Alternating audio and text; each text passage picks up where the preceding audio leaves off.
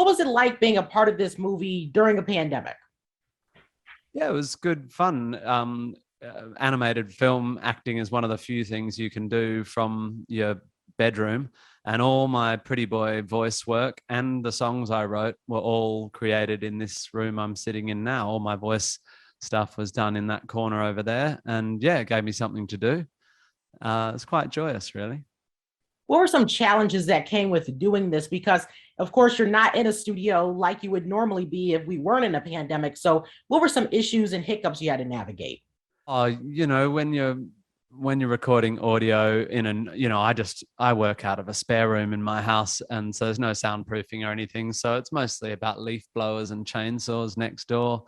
Sometimes a little bit of a barking dog or an interrupting child.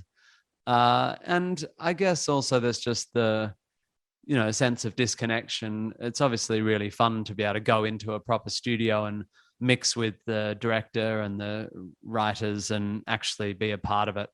But we're getting used to it, and it's quite exciting that this movie is probably the first movie ever, first animated film ever made properly remotely on the planet. And it had to be made like that because of the pandemic. So it's sort of pushed the technology forward a bit. What do you think are some themes that people are going to pick up on and notice if they watch this film? This is it's a classic family film well, it's not classic, it's very different in tone because it's very Australian in its humor, but it's classic in that it has a really strong, very simple theme, which is that you shouldn't judge a book by its cover. You shouldn't assume things about people just because of the way they look. And really, it's got a really kind of passionate theme about about understanding that you don't really know why a person is the way they are until you've spent some time with them and actually got to know them. The character you voice, what were some things that you would say to describe your character? Of course, I've seen the film, but for people who haven't, how would you describe your character?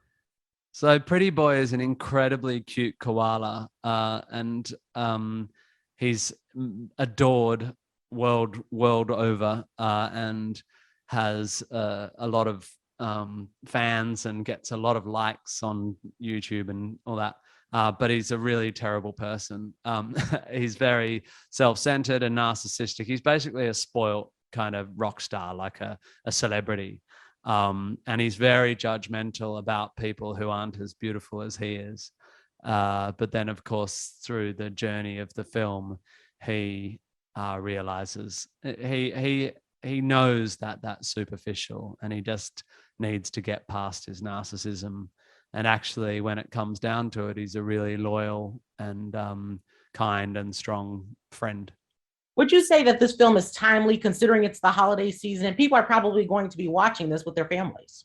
Yeah, I think so. I think it's always great to be reminded at around this time of year to be kind to one another. And I think, it's been a tough couple of years, and we communicate like this so much. We're so disconnected. This film's really reminding us to make sure we connect on a personal level, and to not judge one another. And that's a very holiday season theme, really.